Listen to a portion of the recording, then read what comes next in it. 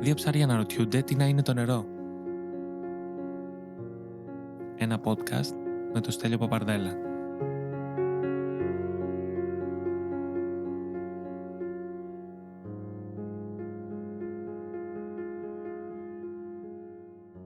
Σε ακούς, με ακούς? Έλα. Ακουγόμαστε? Μπομπά. Καλώς ήρθες στο podcast.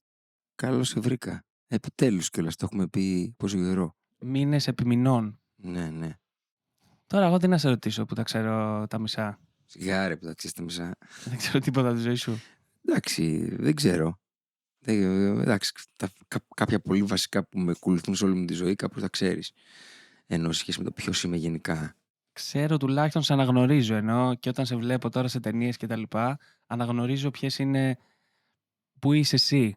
Επειδή σε έχω ζήσει αρκετά, σε διάφορες φάσεις, βλέπω και καταλαβαίνω που είναι δικιά σου αντίδραση και που είναι που και αυτό παίξιμο είναι, αλλά και που είναι άλλο. Ναι. Αυτά. Εγώ το μπερδεύω αυτό. Δηλαδή δεν ξέρω. Δεν είναι τόσο καθαρό. Φαντάζομαι δεν είναι και όταν κάνεις κάτι ενώ σε ρόλο δεν το βρίσκεις μέσα σου, ενώ δεν βγάζεις δικές σου αντιδράσεις αντίστοιχα με το... Αφού εγώ είμαι, τι πιανού θα Αυτό βγάλω. εννοώ. Ενώ το κατάλαβα μετά από το Καρποστάλ και από που γνωριστήκαμε και όντως σε ήξερα κάπως και έβλεπα αυτό που σου λέω. Ότι δεν το ήξερα ενώ πριν για τους ηθοποιούς. Ότι βγάζεις δικό σου. Νόμιζα ότι είναι όλο παίξιμο. Όλο άλλο. Μα σίγουρα γίνεται και αυτό. Σίγουρα υπάρχουν και ηθοποιοί που το κάνουν έτσι. Κάνουν κάτι, κατασκευάζουν κάτι και μετά το κάνει αυτό για αυτούς κάπως. Απλά φαντάζομαι αυτό για να γίνει ωραία και πολύ καλά πρέπει να είσαι πολύ καλός. Ενώ αν είναι κάποια κατασκευή. Δεν το έχω κάνει πολύ στη ζωή μου αυτό, οπότε δεν ξέρω ακριβώς πώς γίνεται. Έχω δει ανθρώπους να το κάνουν καλά και έχω δει και ανθρώπους να το κάνουν όχι καλά. Φαντάζομαι ο Ντενίρο, ξέρω εγώ, μπορεί. Ο Ντενίρο δεν κατασκευάζει, παίζει αυτός. Ναι. Δεν ξέρω. Δεν ξέρω και προσωπικά. Ούτε εγώ. Αλλά κάπως είναι... Σε κάποιες περιπτώσεις είναι ευανάγνωστο. Δηλαδή πότε κάποιος το κάνει και πότε κάποιος παίζει από αλλού. Εντάξει, εσύ το καταλαβαίνεις και μες στη φάση, ενώ καταλαβαίνεις τεχνικές πράγματα. Anyway. Αυτά. Καλό απόγευμα. Χάρηκα. Νιστάζω. Με έχει πιάσει τώρα, με χτύπησε ξαφνικά. Είναι και αυτή η γαλήνια ατμόσφαιρα. Μήπως έπρεπε να βάλω LED lights να αναβοσβήνουν και στρόμπο και τέτοια. Παναγία μου, θα είχα φύγει. Και πάρτι. Θα είχα φύγει. και θα μιλούσαμε και θα βάζα ανάμεσα τέκνο. Θα σε διέκοπτα με τέκνο. Θα βάλουμε τίποτα και μουσικές και τέτοια. Όχι. Θέλεις Γιατί να μιλάμε και... Πρέπει να πληρώνω μετά. Α, ναι. Ναι, τι. Ζάμπα είναι μουσικές. Πόσο. Κάτσε να δω τι έχω πάνω. Αυτό. Να μαζέψουμε λεφτά, να βάλουμε κάτι ωραίο να παίξει. Λοιπόν, πάρτε οικονομικής ενίσχυσης για το podcast του Κωνσταντίνου. Αυτό. Δεν μου λες τώρα, ωραία, πάμε να σε μάθω λίγο πράγματα που δεν ξέρω. Πάμε. Γεννήθηκες και μεγάλωσες στη Θεσσαλονίκη? Όχι, ναι. Γεννήθηκα στη Γερμανία, μεγάλωσα στη Θεσσαλονίκη. Στη Γερμανία γιατί γεννήθηκες? Δεν ήταν επιλογή μου. Αυτό... Ούτε ότι αν θα γεννηθώ. Δεν το ήξερα. Ναι. Ούτε που. Οι γονείς μου εκείνο το διάστημα ήταν στην Γερμανία. Ο πατέρας μου σπούδαζε και η μητέρα μου κάτι παρόμοιο έκανε και δουλεύανε κιόλας οι άνθρωποι τότε. Τι δουλειά κάνουν οι γονείς σου? Είναι συνταξιοδοτημένοι και οι δύο και είναι και εκπαιδευτικοί και οι δύο. Εκπαιδευτικοί. Σχολείο τύπου δημοτικό? Η μητέρα μου ήταν δασκάλα σε δημοτικό σχολείο και ο πατέρας μου ήταν καθηγητής φυσικής αγωγής, γυμναστής, ας πούμε. Okay. Παλιός αθλητής και τέτοια. Οπότε δουλεύανε στη Γερμανία σε αυτό? Σπουδάζανε. Όχι, οι δουλειές που κάναν τότε νομίζω ήταν πιο ευκαιρία και ήταν κάτι. Το στείλω ο πατέρας μου έκανε 2-3 δουλειές κάπως για να τα βγάζει και πέρα τότε. Καθάριζε δρόμους από χιόνια. Πολύ νέοι τύπου. Και σπουδάζαν παράλληλα. Δηλαδή έκανε φοιτητές. Κάτι σαν εξειδίκευση ο πατέρας μου τότε. Και μετά τελειώσαν τις σπουδές και ήρθαν Θεσσαλονίκη? Ναι, η μαμά μου είχε τελειώσει δύο σχολές έχει τελειώσει τέλος πάντων. Μετά πήγανε στο Ηράκλειο της Κρήτης, η αλήθεια είναι. Δηλαδή φύγανε από τη Γερμανία, Α, από το Τίπινγκεν που είχα γεννηθεί εγώ εκεί και μέναν τότε, μια φοιτητούπολη στη Γερμανία, πολύ κοντά στη Στουτγκάρδη είναι. Γυρίσαν στην Κρήτη, στο Ηράκλειο, που είναι και η πατρίδα της μητέρας μου, είναι Ηρακλειώτισσα η μάνα μου. Και μείναν εκεί νομίζω έμεινα εκεί μέχρι τα 3,5. εσύ 3,5. Εγώ 3,5. Ναι. Οι γονείς μου πιο μεγάλοι. Πιο μεγάλη ήταν, λογικό. Και μετά πήγαμε στη Θεσσαλονίκη. Όπου και εκεί σε ένα διαμέρισμα, η περιοχή λέγεται Παπάφη. Okay. Και έμεινα μέχρι και τα 17 μου εκεί που τελείωσα το σχολείο. Α, όλα τα χρόνια. Σε αυτό το διαμέρισμα. Μετά επέστρεψα κάπου στην Κρήτη γιατί σπούδαζα πια εκεί. Οπότε μεγάλωσε στην πόλη. Ναι, μεγάλωσα στην πόλη. Δηλαδή η καθημερινότητά μου ήταν η καθημερινότητα ενός παιδιού που μεγαλώνει στην πόλη, ξέρω εγώ, 80-90. Πώς ήταν αυτό? Εγώ δεν μεγάλωσα ποτέ στην πόλη. Γι' αυτό και θέλω πόλη τώρα, αλλά πώς ήταν αυτό? Ήταν σε πολύ μεγάλο βαθμό ανιαρά. Από την άποψη ότι εγώ είχα και την τύχη, επειδή ακριβώς η μαμά μου είναι κριτικιά, τα καλοκαίρια πηγαίναμε στην Κρήτη, πηγαίναμε στο Ηράκλειο, πηγαίναμε στη Χερσόνησο και στον Ανισαρά που είχε ο προπάπος μου εκεί πέρα, με πολύ μεγάλο περιβόλι.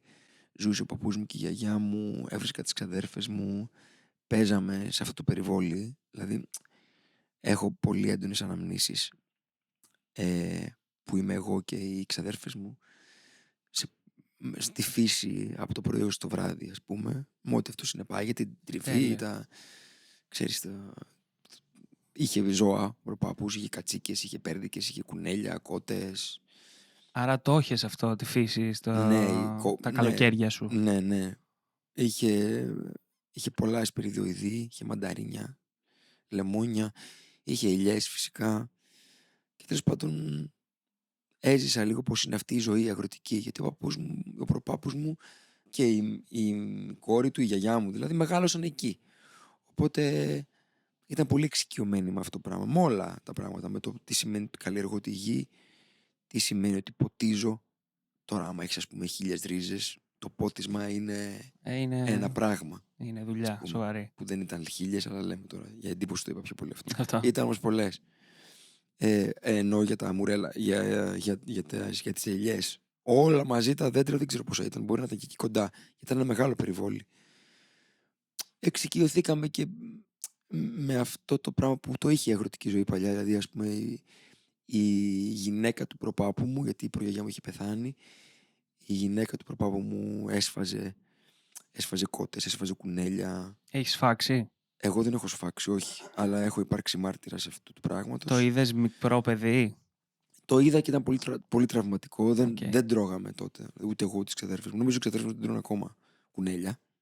Ούτε εγώ το πολύ προτιμώ, αλλά θυμάμαι ότι τότε, ας πούμε, με είχε τραυματίσει πολύ.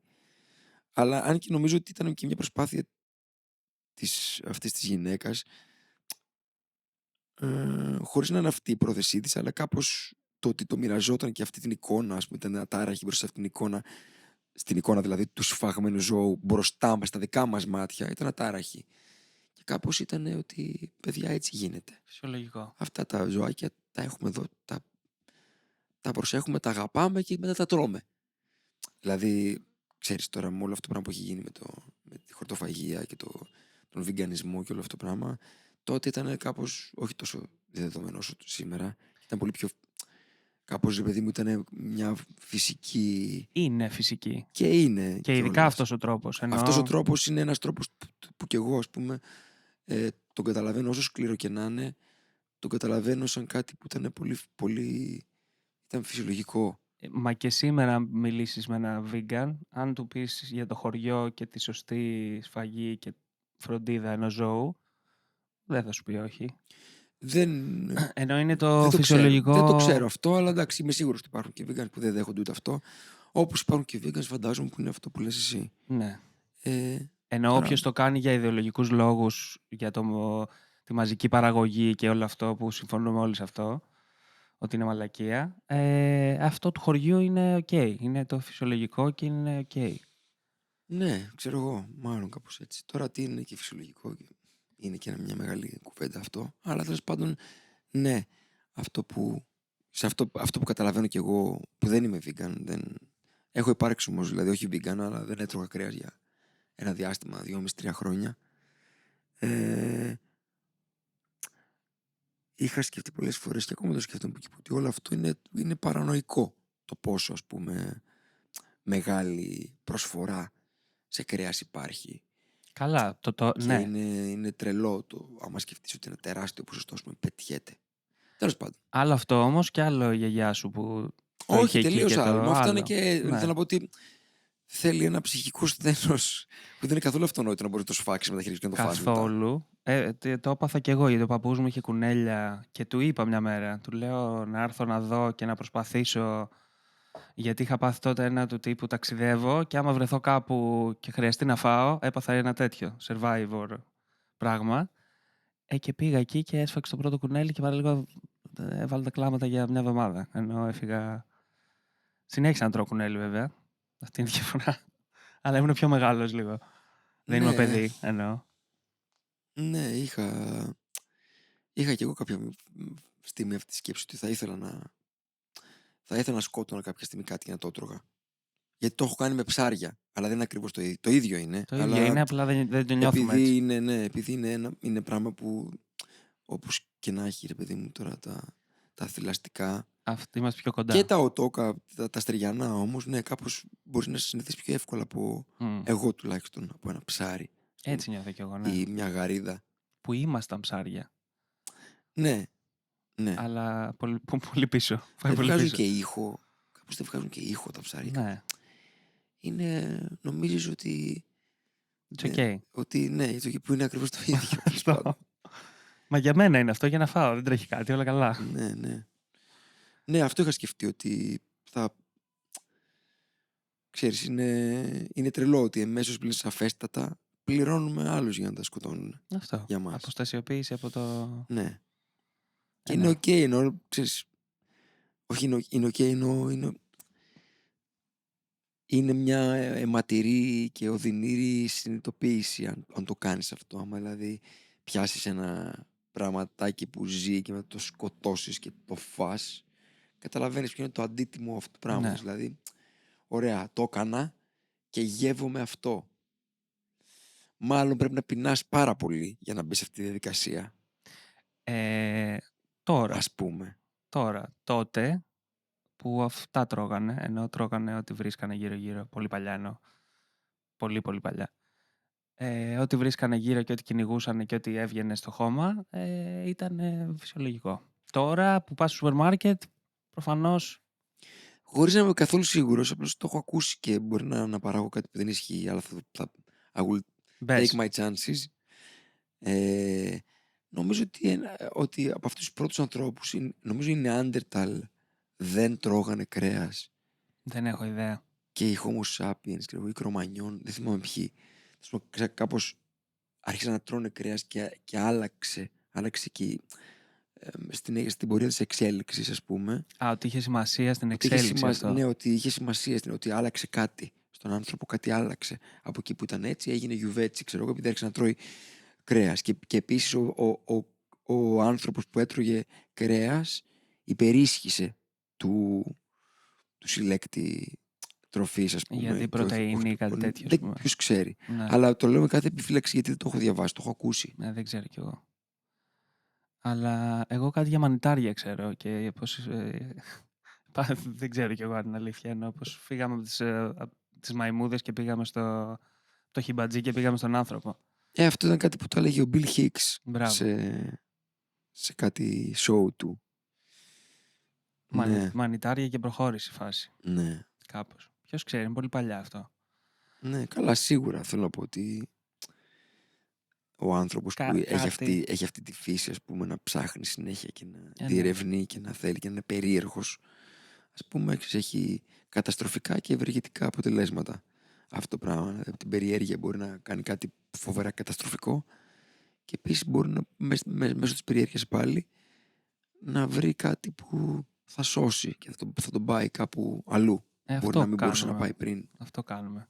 Για χιλιάδες χρόνια. Οπότε Εκατομμύρια σίγουρα θα χρόνια. έτρωγε πράγματα, μανιτάρια, ρίζες, βολβούς. Ό,τι. Ό,τι Ναι. να είναι.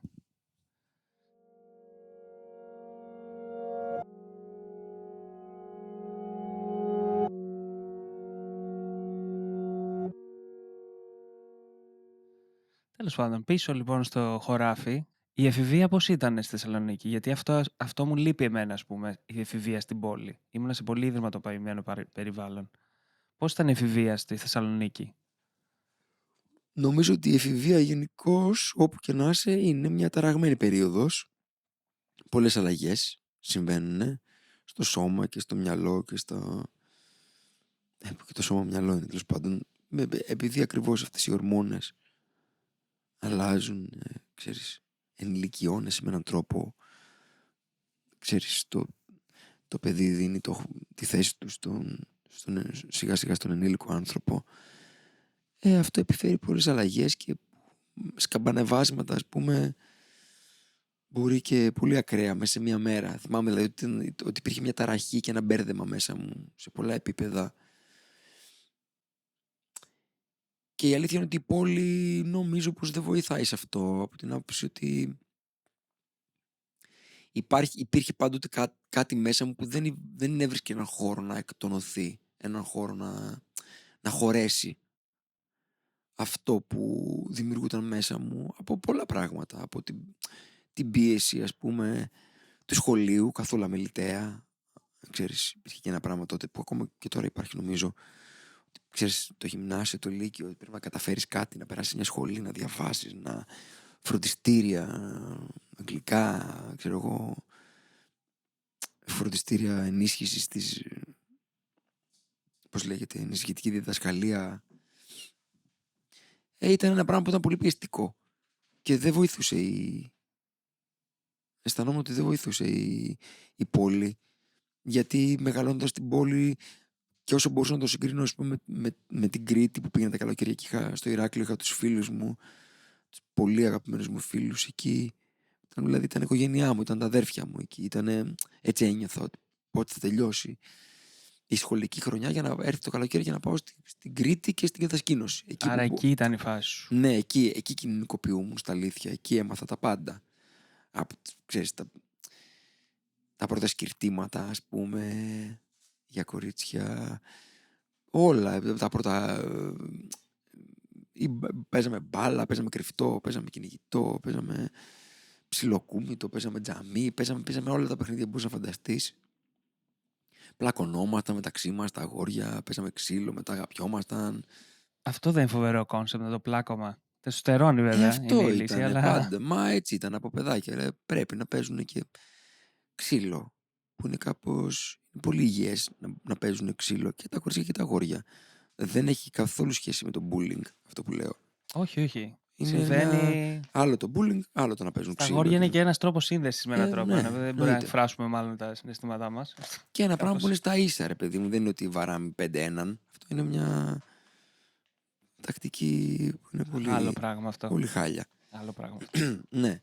Αλλά θέλω να πω ότι όλα γίνονται εκεί, και σε σύγκριση με το πώς μεγάλωνα στην πόλη, ήταν μια πολύ μεγάλη, μια χαόδης διαφορά. Δηλαδή στην πόλη δεν είχα βρει ακριβώς τα πατήματά μου, δεν είχα ακριβώς φίλους που να μπορώ να έχω καθημερινή επαφή. Είχα τα παιδιά από το σχολείο που ήταν φίλοι μου, αλλά μέναμε σε διαφορετικές γειτονιές και μακριά και δεν βρισκόμασταν συχνά εξωσχολικά. Άρα ψιλομοναξιά, ενώ φροντιστήριο, αυτό σπίτι. Πάρα πολύ μοναξιά. Είχα τον ξαδερφό μου, τον Μιχάλη, είχα τον Παρασκευά και τον Κώστα που είχαμε όταν άρχισα να παίζω μουσική μετά. Γιατί από μικρός έπαιζα μουσική και είχα μπάντες και τέτοια, και κάπως εκεί ήταν ένα πράγμα για να ασχοληθεί με τη μουσική, και παράλληλα και με το θέατρο μου δίναν κάποιους, και με τον αθλητισμό. Εκεί ήταν αυτή η διέξοδη που έβρισκα, ας πούμε, περισσότερο από παρέες. Το βλέπω δηλαδή και το ζηλεύω στα παιδιά εδώ που βλέπω, όταν βλέπω κάτι πιτσιρικάδες που έχουν παρέες από μικρούς. Είναι φοβερό, είναι τόσο σημαντικό να έχεις παρέες και να μπορείς να υπάρχει μια γειτονιά που να βγαίνεις και να παίζεις με τη γειτονιά. Δηλαδή όλο αυτό το πράγμα, αυτά τα χρόνια είναι ανεκτήμητα, είναι τόσο πολύτιμα, σε διαμορφώνουν και σε καθορίζουν τόσο πολλά πράγματα στη ζωή σου, που πραγματικά είναι πολύ ευτυχές για τα παιδιά που μπορούν να το ζουνε αυτό το πράγμα. Και ευτυχώς, έστω και αποσπασματικά, το είχα στη ζωή μου αυτό εγώ. Αλλά όχι στην πόλη. Η πόλη μου έδινε αυτό. Η πόλη μου έδινε την ενασχόλησή μου, ας πούμε, με τον αθλητισμό και τις τέχνες. Που εντάξει, και αυτό φυσικά με καθόρισε σε ένα πολύ μεγάλο βαθμό. Έκανες θέατρο, είπες, από τότε? Ναι, Ενώ από πόσο? μικρός. Από μικρός, το δημοτικό. Εντάξει, θέατρο ήταν ένα του στυλ παιχνίδι, ρε παιδί μου. Εγώ αυτό ήθελα να κάνω από όταν ήμουν μικρός. Άρα το ήξερες? Δηλαδή σκεφτόμουν ότι θα γίνω κλόουν, κάτι τέτοιο. Μου άρεσε το τσίρκο πολύ, μου άρεσε. Με εγωίτευε όλοι με εγωίτευαν. Οι μάγοι, οι ακροβάτες, οι κλόουν, οι θηροδαμαστές. Δεν ήξερα τι. Γινότανε από πίσω. Ναι, δεν ήξερα τι συνέβαινε με τα ζώα. Ναι, αλλά ήταν την όντως. διαδικασία. Εγώ έβλεπα εκεί ότι. Αχ, wow, αυτός κάνει την τίγρη να κάνει. Και έλεγα, wow, τι φοβερός είναι. Που κάνει. Δεν καταλάβαινα ότι η τίγρη το έκανε από φόβο ή από. Ναι. Ξέρεις, φοβερό στρες, ας πούμε, ή κάτι τέτοιο.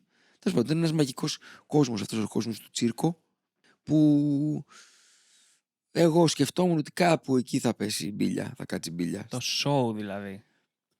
Και ο κόσμος, δηλαδή Οι άνθρωποι που συμμετείχαν εκεί, ας πούμε. και ο κόσμος τους, η καθημερινότητα, ότι αυτοί ταξιδεύουν σε βαγόνια, ταξιδεύουν παντού, πάνε σε όλο τον κόσμο σε βαγόνια που έχουν τα ζώα, που έχουν τις ζωές τους, που έχουν αυτό, έχουν το ένα τ' άλλο, και αυτοί ζουν εκεί, αυτή είναι η καθημερινότητά τους, κινούνται σαν ομάδες. Και είναι οι άνθρωποι του τσίρκο. Φοβερό, δηλαδή. Νομίζω ότι δεν με εγωίτευε τίποτα άλλο περισσότερο από αυτό.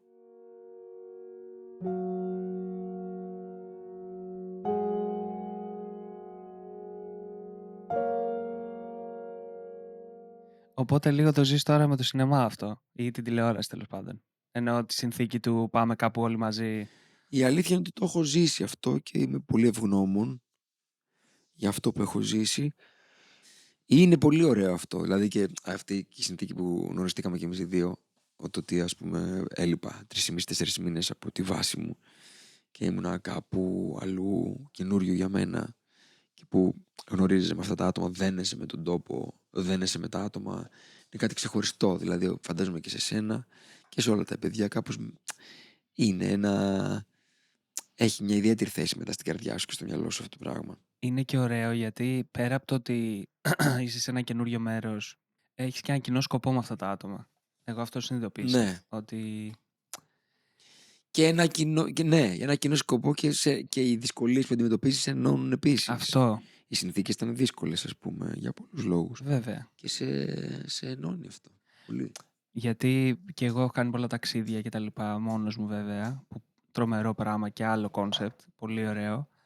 Αλλά αυτό και για μένα ήταν ξεχωριστό, το ότι ήταν μια ομάδα ανθρώπων που κάναμε κάτι κάπου αλλού και μετακινούμασταν παρέα, που μοιάζει με αυτό που λες με το τσίρκο. Ενώ αυτή είναι η ζωή του τσίρκου κάπως.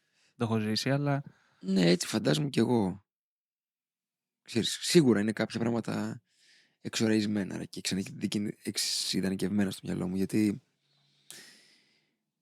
για παράδειγμα ένας ακροβάτης ο οποίος εκτελεί ένα δύσκολο κόλπο και επικίνδυνο, αυτόματα σημαίνει αυτό είναι ένα αποτέλεσμα, ας πούμε, από μια ζωή κατά την οποία κάνεις αυτό από το πρωί μέχρι το βράδυ. Οπότε εγώ φαντάζομαι ότι γενικά, και λέω κοίτα να δεις και πόσο διαφορά έχει και με πράγματα και πεποιθήσεις που είχα μικρότερος, ότι ένας άνθρωπος που με εγωιτεύει, ας πούμε, με αυτό που κάνει, η καθημερινότητα του είναι μονόχνοτη. Η ενασχόλησή του και η ανάπτυξή του σε σχέση με την ενασχόληση αυτή είναι κάθετη, δεν είναι οριζόντια. Δηλαδή δεν κάνει πολλά πράγματα. Κάνει ένα πάρα πολύ. Και αργότερα στη ζωή μου, πολύ αργότερα, κατάλαβα ότι αυτός είναι και ένας δρόμος να τα μάθεις όλα. Δηλαδή ένας ψαράς, ο οποίος με 60 χρόνια ψαρεύει, έχει καταλάβει κάτι για όλο τον κόσμο. Δηλαδή έχει καταλάβει κάτι για τις Άλπεις και ας μην έχει πάει ποτέ. Μέσα από το ψάρεμα. Δεν ξέρω αν καταλαβαίνεις με έναν τρόπο. Καταλαβαίνω έχοντας συναντήσει βοσκούς στα βουνά της Κρήτης και του Ολύμπου, που κάνουν αυτό μια ζωή και είναι εκεί στο βουνό μόνοι τους και πάλι βλέπεις ότι έχουν μια βαθιά γνώση της φύσης και του γύρω τους και της πραγματικότητας. Κατανοείς κάτι. Κατανοείς κάτι. Ναι. Ξέρεις, μέσα σε ένα κόκο άμμο, ρε παιδάκι μου, υπάρχει όντως ένα σύμπαν ολόκληρο. Και Εντάξει, δεν ξέρω αν είναι και το καλύτερο παράδειγμα αυτό που είπα τώρα. Μου φάνηκε ωραίο σαν εικόνα. Αλλά ναι, τέλος πάντων, σκαλίζεις και ξανά σκαλίζεις και κάτι σου ζητάει και κάτι ζητάς από αυτό επίσης. Και μέσα από αυτό ανακαλύπτεις. Ανακαλύπτεις όλη τη ζωή. Μπορεί να ανακαλύψεις όλη τη ζωή. Αυτό το συνειδητοποίησεις πρόσφατα με το ένα πράγμα και από εκεί μέσα εμβαθύνω και ψάχνω και βρίσκω και μαθαίνω, ή γιατί ας πούμε εγώ ακόμα κιόλας θέλω όλα. Δεν μπορώ. Ενώ δεν μπορώ να εμβαθύνω. Δυσκολεύομαι πολύ να εμβαθύνω σε ένα πράγμα. Και εγώ δυσκολεύομαι. Ή μάλλον δυσκολεύομαι ακόμα. Δεν έχει καμία σχέση το μέγεθος της δυσκολίας. Το τώρα, αυτό που ζω τώρα, με το πώς ήταν, ας πούμε, όταν ήμουν πολύ νέος, πριν 20 χρόνια, ας πούμε, πριν 15 ίσως.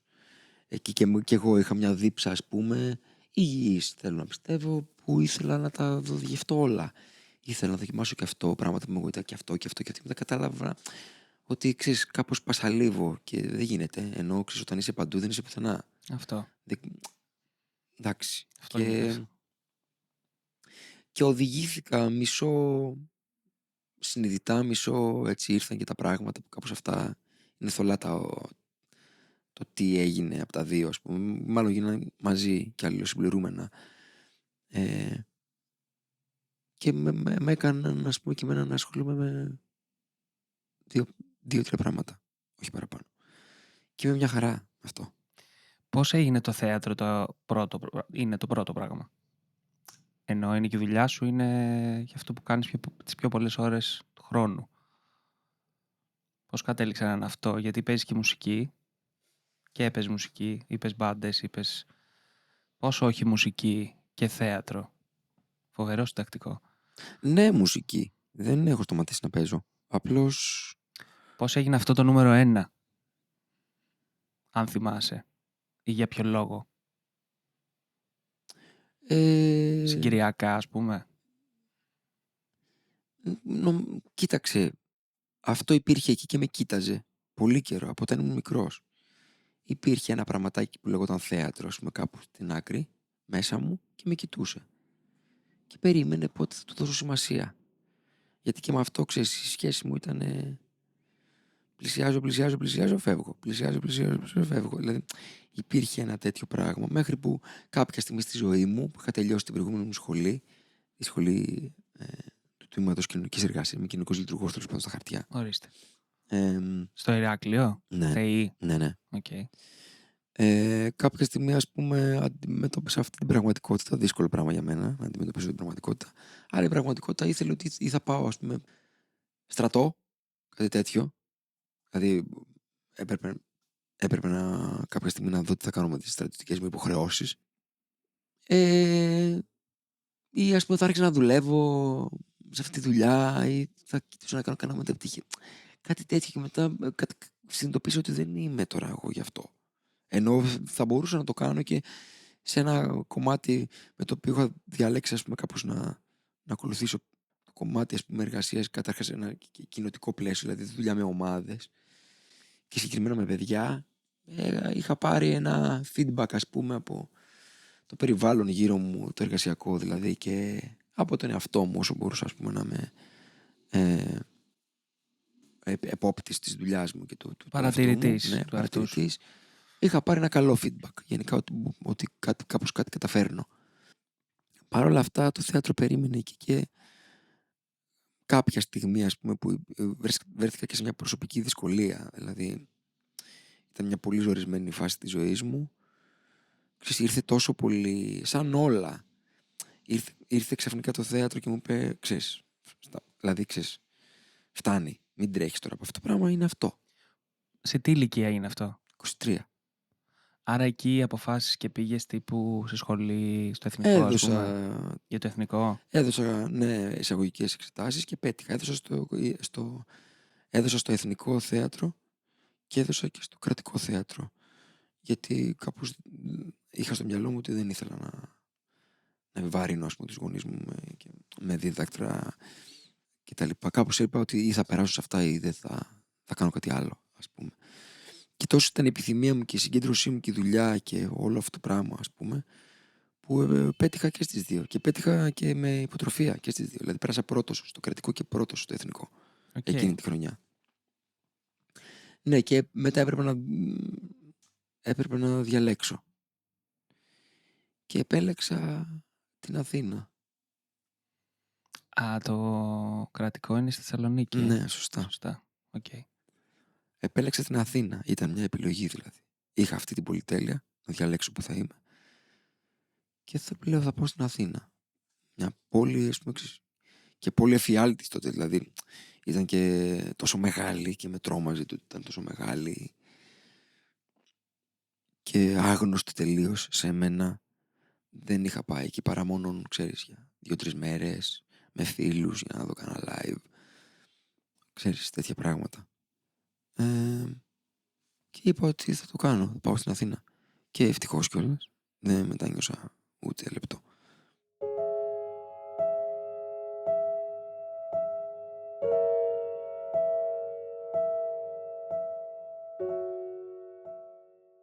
Οπότε έσκαθες εδώ τσουπ.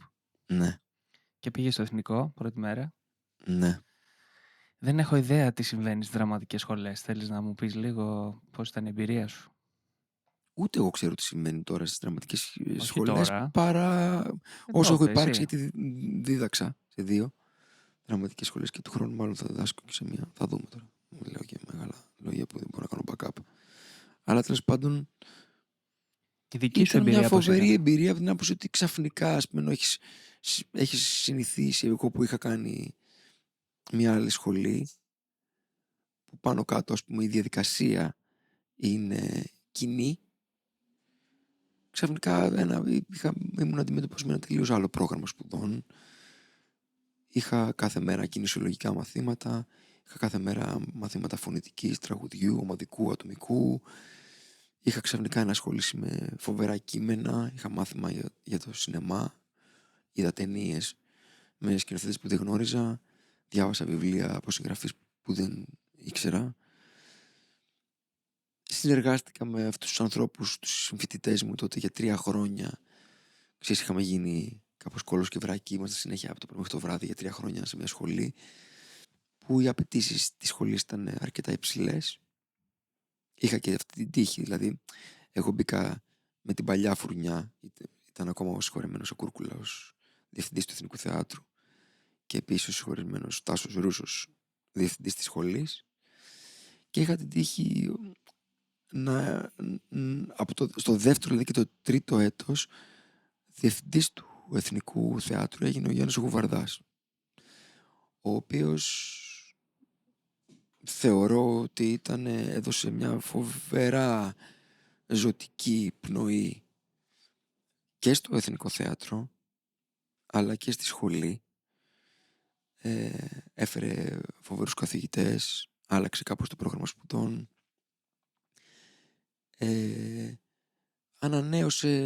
ανανέωσε όπως μπορούσε, ας πούμε, τη σχολή με ένα φοβερά δημιουργικό τρόπο. Και ναι, ήμουν πολύ τυχερός που έζησα αυτά τα 2 χρόνια της αλλαγής, της μετάβασης, δηλαδή από κάτι που θύμιζε κάτι πιο παλιό σε κάτι που ήταν πιο σύγχρονο. Ναι. Οπότε φαντάζομαι σου άλλαξε τη ζωή αυτή η σχολή, ενώ και πρακτικά, ενώ δουλεύεις αυτό τώρα και ζεις από αυτό και... Ναι, σίγουρα. Ναι, σίγουρα το έκανε αυτό. Γνώρισα ανθρώπους που είμαστε ακόμα πολύ φίλοι, συνεργάτες, μέσα από τη σχολή, και καθηγητές μου και συμφοιτητές μου, άτομα, ας πούμε, από άλλα τα έτη. Πώς σου άλλαξε, σου έδωσε βάσεις, καινούρια οπτική για την τέχνη? Σίγουρα. Σίγουρα. Καμία σχέση. Είχα πράγματα στο μυαλό μου. Ήμουνα από τους ανθρώπους, από τους σπουδαστές που μπήκαν έχοντας ήδη μια διαμορφωμένη άποψη, σε σχέση με το θέατρο και την πρακτική του, ας πούμε. Τη διαδικασία αυτήν. Ξέρεις τι σημαίνει αυτό το πράγμα, τι σημαίνει θέατρο, τι σημαίνει πρόβα, σε σχέση με τι γίνεται η πρόβα, πώς γίνεται. Γιατί όσο ήμουνα σπουδαστής στην Κρήτη ως εκπαιδευόμενος κοινωνικός λειτουργός, ήμουνα μέλος μιας θεατρικής ομάδας, της Oma Studio, υπό την καλλιτεχνική διεύθυνση του Αντώνη του Διαμαντή. Η Oma Studio υπάρχει ακόμα με έναν τρόπο στην Κρήτη, ενώ η σύσταση της ομάδας έχει αλλάξει. Ο Αντώνης Διαμαντής και η Ειρήνη Κουτσάκη παραμένουν στις θέσεις τους. Ο Πυρήνας δηλαδή υπάρχει εκεί, και μέσω των παιδιών αυτών ήρθα σε επαφή με ένα πολύ ουσιαστικό τρόπο δουλειάς. Κάναμε πάρα πολύ σκληρό training για πάρα πολύ καιρό. Πήγαμε σε πολλές χώρες, παρουσιάσαμε τη δουλειά μας εκεί. Δεχτήκαμε σεμινάρια από φοβερούς δασκάλους από όλο τον κόσμο. Δηλαδή, ας πούμε, κάναμε κινησιολογία με τον Φερνάντο Μόντες, κάναμε φωνητική με την Τατιάνα Γέρος, κάναμε με φοβερούς δασκάλους που έχουν εξειδικευθεί στα δονητικά τραγούδια, για παράδειγμα, πράγματα τα οποία δεν γνώριζα, και μέσω αυτής της διαδικασίας ήρθα σε επαφή με όλο αυτόν τον κόσμο και μου ξεδιπλώθηκε ένας ολόκληρος κόσμος που τον ακολούθησα με πίστη και δίψα για αυτό το πράγμα. Οπότε θα μπορούσε κάποιος να πει ότι όταν πήγα να δώσω τις εισαγωγικές μου εξετάσεις, ήμουν καταρτισμένος σε ένα πολύ μεγάλο βαθμό από κάτι με το οποίο καταγινόμουν για χρόνια σε καθημερινή βάση. Και σίγουρα και αυτό είχε να κάνει πολύ με το γεγονός ότι αρίστευσα και στο ένα και στο άλλο, στη μία και στην άλλη σχολή, στις εισαγωγικές μου εξετάσεις. Μετά δεν αρίστευσα καθόλου ως φυσικός σπουδαστής. Δηλαδή ίσα-ίσα κάπως περνούσα οριακά τα έτη. Γιατί δεν ήμουνα και ο πιο... Δηλαδή πάρα πολλές φορές μπορεί να βαριόμουν, μπορεί να μου έλειπε και γιατί μπήκα αρκετά μεγάλος. Δηλαδή εκεί λίγο πριν κλείσω τα 24 μπήκα. Άρα ήσουν με πιο μικρούς στη σχολή σου, ενώ ήσουν με 18 χρονούς. Νομίζω ήμουν ο δεύτερος πιο μεγάλος. Και όλοι οι άλλοι συμφοιτητές μου, οι υπόλοιποι, ήταν μικρότεροι από μένα. Κάποιοι ήταν 18 χρονών. Ναι. Εγώ όμως μέχρι τα 24 είχα ζήσει κάτι σε σχέση με τη ζωή την έξω. Υπήρχαν άνθρωποι οι οποίοι μπήκαν από 18 χρονών που δηλαδή τελειώσαν το σχολείο και μπήκαν σε αυτό. Οπότε είχαν και μια λογική, ρε παιδί μου, λίγο πιο σχολική. Ναι. Εγώ είχα γευτεί κάτι από τον κόσμο. Δεν ήμασταν το ίδιο. Ναι. Μου έλειπε κάτι πιο πολύ από το. Δηλαδή μου φαινόταν πολύ ασφικτικό το πρόγραμμα. Το ακολούθησα. Δηλαδή δεν είναι ότι δεν έκανα απουσίες. Έκανα, εντάξει, μέσα σε ένα μέτρο, ξέρεις, και ένα όριο επιτρεπτό τέλος πάντων. Αλλά πάντα κάτι, ας πούμε, ήθελα από το έξω. Σε σχέση τώρα, αυτή είναι πραγματικά αληθινή απορία μου. Το θέατρο. Οι άλλες τι ήταν, ψευτικές? Οι άλλες είναι όλες, ναι, κατασκευασμένες και γραμμένες για να πουλήσουν. Όχι, αλλά είναι όντως χρόνια απορία μου αυτή. Να το κοιτάξουμε. Έχω μιλήσει με 2-3 γιατρούς. Για να δω πώς μπορώ να βοηθήσω εγώ. Το θέατρο και η δραματική σχολή ως αρχή του, ή τέλος πάντων, σε σχέση με τη ζωή, τι σου δίνει? Εννοώντας, γιατί και εγώ το σκεφτόμουν και μικρός να το κάνω, και στο έχω πει και εσένα, θα ήθελα κάποια στιγμή να το κάνω, και πιο πολύ έχοντας αυτό στο μυαλό μου, το τι σου δίνει για τη ζωή, όλες αυτές τις διαδικασίες που περνάς, δηλαδή από το χορό μέχρι τη φωνητική, το πώς να ερμηνεύσεις ένα ρόλο, το τι κείμενα διαβάζεις, όλο αυτό το πράγμα, και κινησιολογικά και σωματικά και οτιδήποτε, σου δίνει κάτι για τη ζωή εκεί έξω, άσχετα από το θέατρο? Ενώ τι σου έχει δώσει εσένα? Κοίτα. Σαν διαδικασία. Υπάρχει, ας πούμε, πώς να το πω τώρα αυτό. Ρε παιδί μου, μπορεί να μπεις μέσα σε μια σχολή και να την τελειώσεις και να βγεις και να μην έχει κουνηθεί φίλο μέσα σου. Ναι. Οκ. Δεν μπορώ να φανταστώ ακριβώς πώς, αλλά είμαι σίγουρος ότι γίνεται. Καλά, και οτιδήποτε μπορεί να σου συμβεί. Κατάλαβες. Οπότε με αυτή την έννοια δεν σημαίνει ότι κάποιος που θα πάει στη δραματική σχολή Όχι. θα αποκομίσει εφόδια τα οποία, ας πούμε, θα μπορείς. Εσύ τι πήρες για τη ζωή σου? Εγώ μπορώ να αυτό. πω σίγουρα ότι μεγάλωσε η περιέργειά μου και επίσης μεγάλωσε και μια σιγουριά για το ότι βρίσκομαι σε ένα σωστό δρόμο. Σωστό σε σχέση με την ψυχή μου. Δεν ήξερα ποτέ άμα θα δουλέψω, άμα θα τα καταφέρω, άμα... Δεν το ήξερα αυτά, δεν με απασχολούσε εκείνη τη στιγμή. Εγώ σκεφτόμουν ότι θέλω να καταλάβω κάτι εκεί, θέλω να γίνω θέατρο, να γίνω αυτό το πράγμα, να μπω εκεί πέρα μέσα. Και μπορούσα να παρατηρήσω, ας πούμε, ότι μεγάλωσε η περιέργειά μου για αυτό που λέγεται άνθρωπος, που λέγεται ανθρώπινη επικοινωνία, συμπεριφορά. Η παρατηρητικότητά μου μεγάλωσε, άρχισα να παρατηρώ, προσπαθούσα να καταλάβω τι γίνεται, προσπάθησα να δω και σε μένα αλλά και σε τρίτους τι σημαίνει επικοινωνώ, τι σημαίνει, ας πούμε, τι σημαίνουν τα λόγια που λέγονται μαζί με τον τρόπο που λέγονται, τι ρόλο παίζει το σώμα στην επικοινωνία. Δηλαδή άρχισα να είμαι πιο όχι υποψιασμένος, πιο περίεργος. Αυτό θα συνεχίσω να χρησιμοποιώ αυτή τη λέξη, περίεργος, για να μην πω καχύποπτος, να μην πω κάτι άλλο, γιατί έχει μια αρνητική χρειά, αλλά... Curious στα αγγλικά.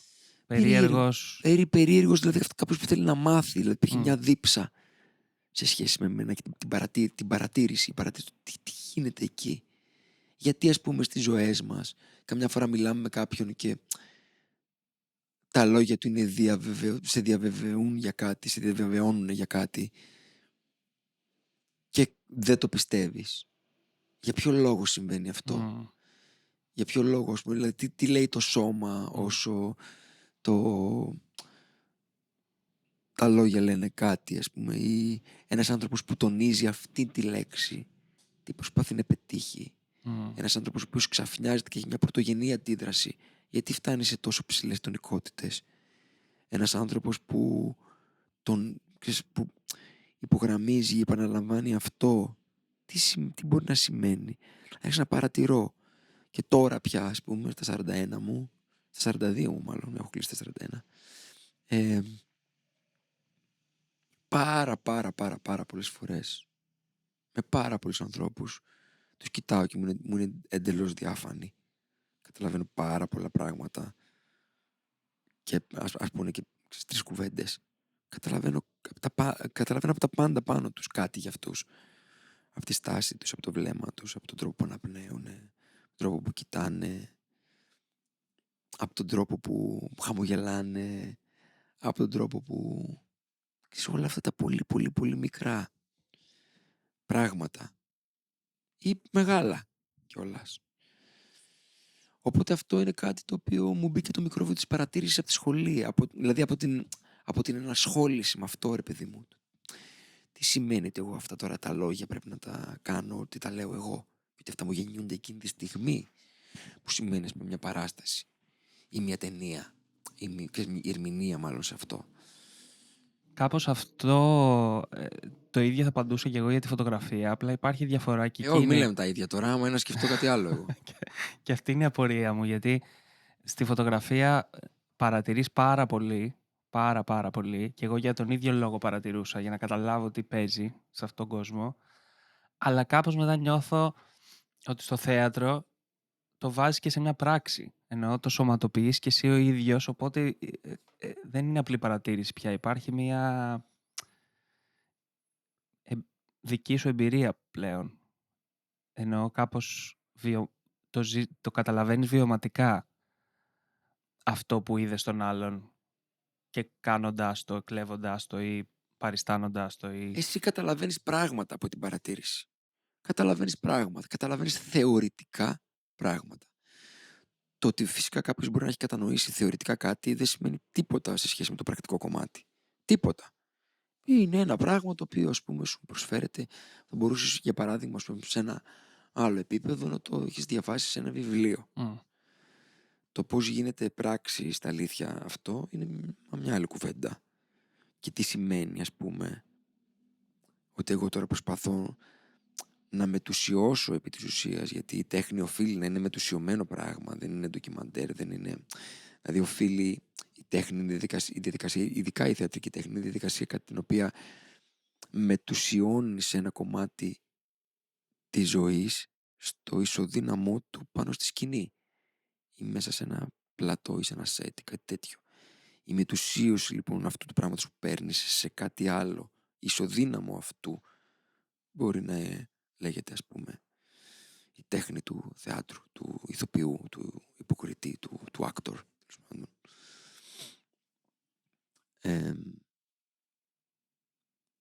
Ναι, είναι ένα άλλο πράγμα το πρακτικό. Πολύ άλλο πράγμα. Δηλαδή αυτό που κάπως το λέγαμε και πρόσφατα, τώρα κάνω πρόβες με το Χάρη το Φραγκούλη και τον Γιάννη τον Παπαδόπουλο σε ένα κείμενο του Δημήτρη Δημητριάδη που είχε γράψει για μένα και το Χάρη πριν από 10 χρόνια. Τέλος πάντων, τώρα κάνω πρόβες με σκοπό να το ανεβάσουμε το Μάιο στη Θεσσαλονίκη. Και κάνω μια συζήτηση πριν από μερικές μέρες και μας είπε ακριβώς αυτό ο Χάρης, ότι η δουλειά, ποια είναι η δουλειά του ηθοποιού, τι πρέπει να κάνει διαρκώς ο ηθοποιός, γιατί έχει αυτό το φοβερό, αυτή η τέχνη, ότι συμβαίνει τη στιγμή που συμβαίνει. Δηλαδή συμβαίνει στα αλήθεια εκείνη τη στιγμή. Και καμία άλλη τέχνη δεν το κάνει αυτό. Δεν το κάνει ζωγραφική, γλυπτική, δεν το κάνει το σινεμά, δεν το κάνει η φωτογραφία. Ναι, με έναν άλλο τρόπο όμως, κάπως έμεσο, γίνεται φυσικά αυτό που λες, αλλά με έναν άλλο τρόπο.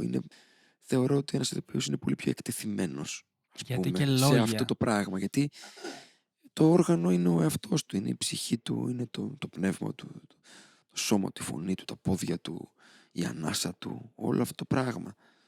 Αυτό το πράγμα με την έκθεση που όλοι οι άνθρωποι έχουν φόβο και φαντάζομαι γι' αυτό και οι ηθοποιοί χρήζουν μιας ιδιαίτερου θαυμασμού γενικά από τις κοινωνίες και για άλλους λόγους βέβαια. Μην το λες. Εγώ έχω διαφορετική άποψη, αλλά... Ναι, μάλλον εννοώ εγώ το showbiz και το celebrity και το χαζό αυτό. Αλλά... όχι, δεν έχει να κάνει με τον ηθοποιό αυτό. Ναι, γι' αυτό το διαχώρισα. Καθόλου κιόλας. Ναι. Ίσα-ίσα. Γι' αυτό το διαχώρισα. Ο ηθοποιός οφείλει να προστατεύει την ψυχή του από αυτά τα πράγματα. Οφείλει να το κάνει αυτό. Όσο πιο πολύ εκτίθεται σε αυτό το πράγμα, τόσο αυτό το πράγμα του κλέβει κάτι. Τόσο πιο πολύ δηλαδή γίνεται υπόλογο σε άλλα πράγματα που είναι άσχετο με την τέχνη αυτή. Άσχετα, τελείως άσχετα. Είναι εχθροί της τέχνης αυτής. Μη γελιόμαστε τώρα, παιδιά, εντάξει. Θέλω να πω ότι δεν είναι μόνο, ας πούμε, επιφανειακά αισθητικό το πράγμα. Αχ, εμένα μου κάνει αυτό, αχ, δεν μου κάνει. Κάτι επί της ουσίας όντως σου κλέβει αυτό το πράγμα. Δηλαδή, εκχωρείς κάτι το οποίο οφείλεις να το προστατεύεις με νύχια και με δόντια. Ως κόριο οφθαλμού να το φυλάς μέσα σου. Για να μπορείς ακριβώς να το έχεις ευάλωτο, για να το εκθέτεις. Αυτή είναι η δουλειά του ηθοποιού. Στο θέατρο, ειδικά. Να μπορεί να εκθέτει κάτι που το φέρει μέσα του και είναι αληθινό. Και αιμορραγεί στα αλήθεια και το δείχνει. Να μπορεί να πληγώνεται, ας πούμε, σε παρόντα χρόνο. Ηθοποιός, αυτό είναι η τέχνη. Αυτό επιβραβεύεται στην ψυχή και του θεατή. Δεν έχει να κάνει με το γούστο αυτό το πράγμα. Είναι κάτι που ισχύει εξ αντικειμένου. Είναι κάτι αντικειμενικό και οφείλει να μπορεί να μετριέται και αυτό. Δεν έχει να κάνει με το γούστο καθόλου. Είναι κάτι που ισχύει ή δεν ισχύει. Αναφερόμενο σε αυτό λέω όλα αυτά για το celebrity και όλο αυτό που είπες και την έκθεση στο showbiz. Δεν έχει να κάνει. Το ένα είναι business και το άλλο είναι κάτι άλλο. Σε σχέση με την έκθεση ως τέτοια, πάνω σε αυτό που λες ακριβώς, πόσο δύσκολο, ενώ ξεκινώντας να το κάνεις, αλλά είπες ότι το έκανες και από μικρός, οπότε υπήρχε, φαντάζομαι, μια μεγαλύτερη, τέλος πάντων, τριβή, ευκολία ή σου ήταν πιο φυσικό για κάποιον που θα ξεκινήσει τώρα, ας πούμε, να το κάνει αυτό το πράγμα, ενήλικος και δεν έχει αυτή την τριβή. Εσύ πώς το βρήκες αυτή την ισορροπία μέσα στην έκθεση? Δεν ξέρω, η αλήθεια είναι... Δεν ξέρω το ότι εγώ, ας πούμε, όντως είχα εκτεθεί σε κόσμο, ας πούμε, από μικρός, κάνοντας διάφορα πράγματα. Πιο πολύ σαν παιχνίδι. Και σχεδόν πάντα ως κλόουν, έτσι. Μην το ξεχνάμε αυτό. Δηλαδή, κλόουν άρχισα να κάνω και μετά έκανα θεατρικό παιχνίδι. Σιγά σιγά κάποια σκετσάκια, τέτοια πράγματα, μικρούς ρόλους. Όταν άρχισα να καταλαβαίνω στα αλήθεια τι σημαίνει, γιατί τότε ήταν παιχνίδι. Όταν ήμουν πολύ μικρός ήμουν εγώ. Όταν μετά, μεγαλώνοντας, άρχισα πιο πολύ να κατασκευάζω. Έκανα χαρακτήρες, έκανα μιμήσεις, έκανα πάντα, ακόμα και μέχρι σήμερα, ας πούμε, και από τότε.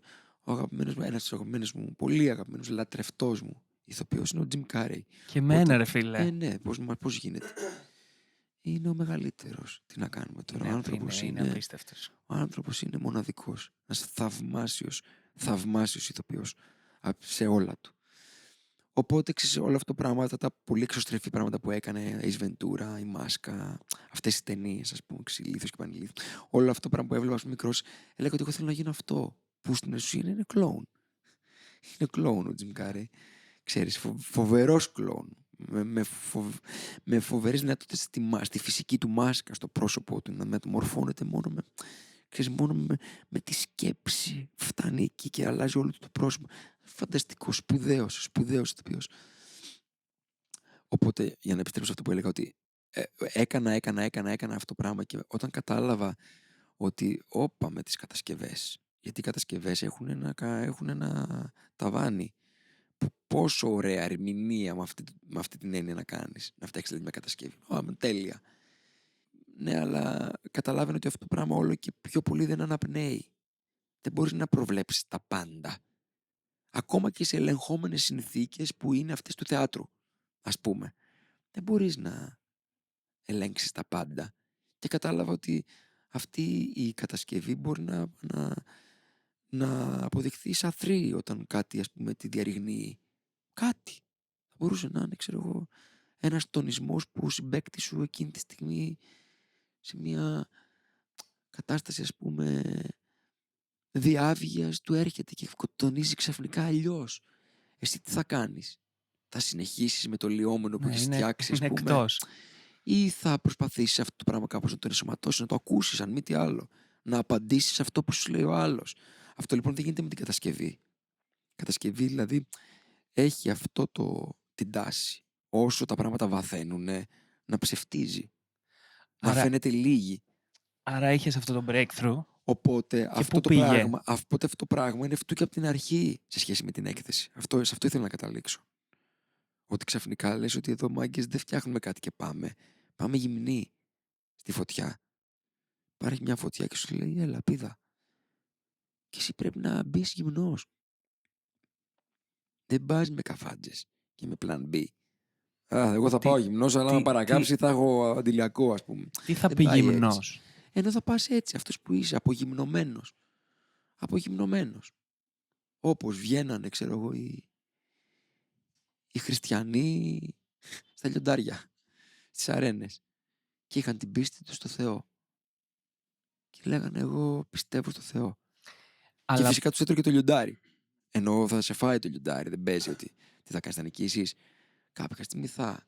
Και αυτό μεταφράζεται με 1002 τρόπους, έτσι. Θέλω κάπως να το καταλάβω καλύτερα αυτό που είπες, βασικά. Δηλαδή, ναι μεν γυμνός, ναι μεν αλήθεια. Αυτό εννοείς γυμνός.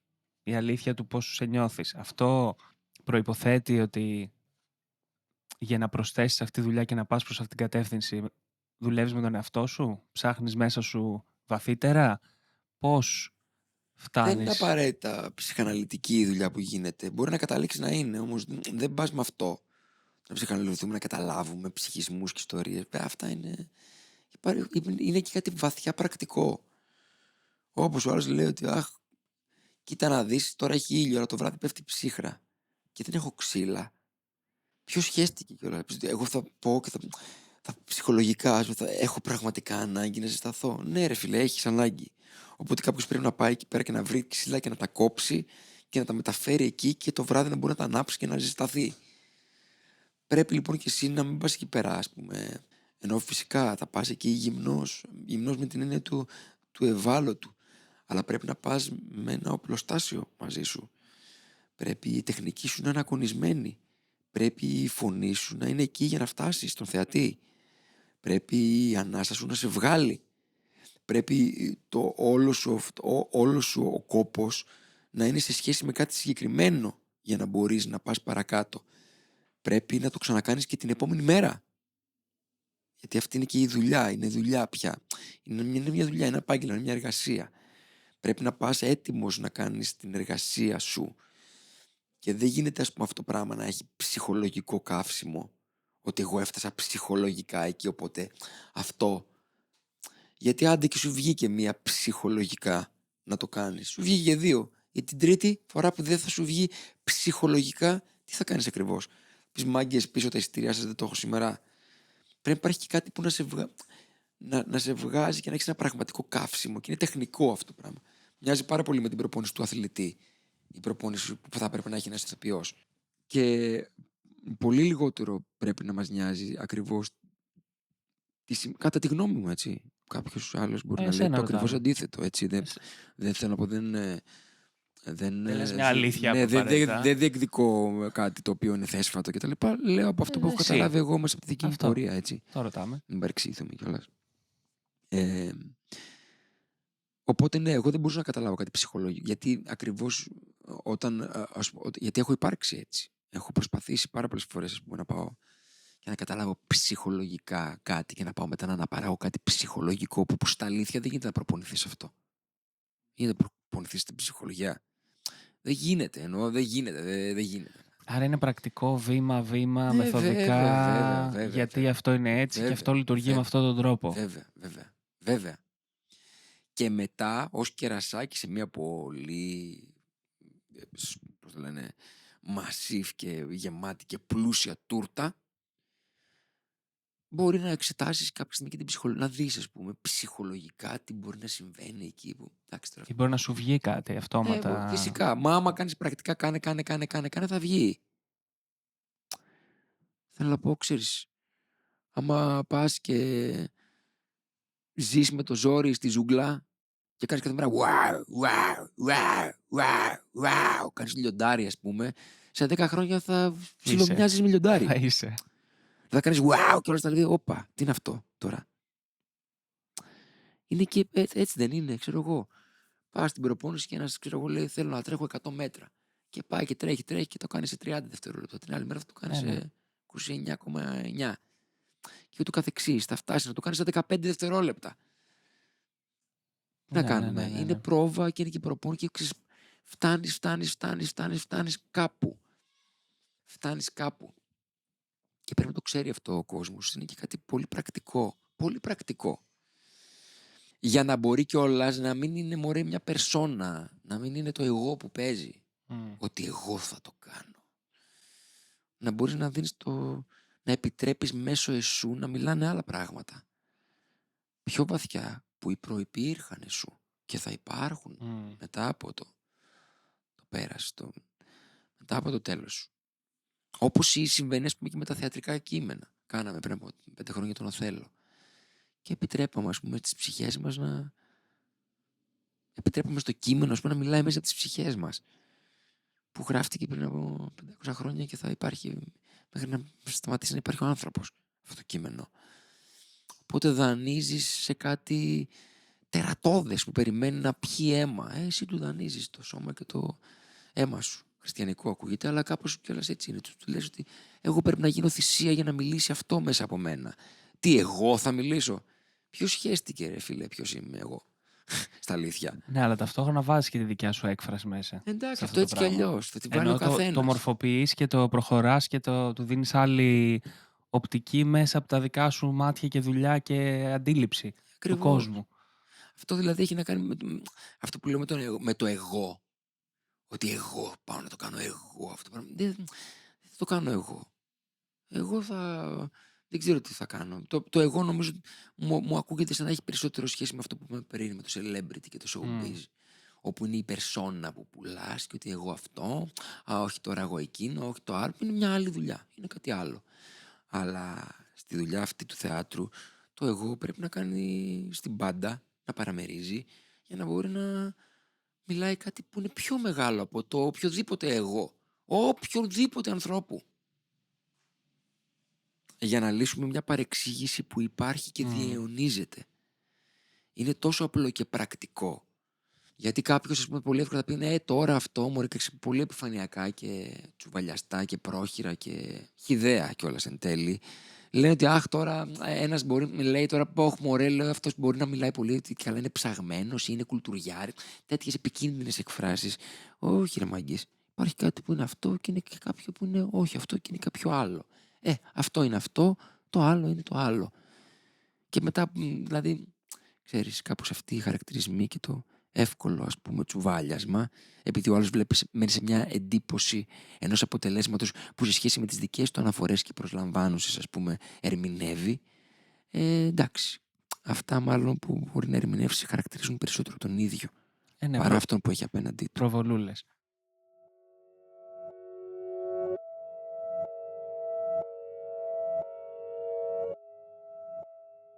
Δεν μου λες τώρα με το σινεμά, σε σχέση με το σινεμά. Άστα τα ρώτα σινεμά. Γιατί μωρέ, Έλα, πλάκα κάνω, πες. φαντάζομαι η διαδικασία στο σινεμά είναι κοντινή, αλλά είναι και αρκετά είναι το διαφορετική. σινεμά. Είναι βαρετό το σινεμά.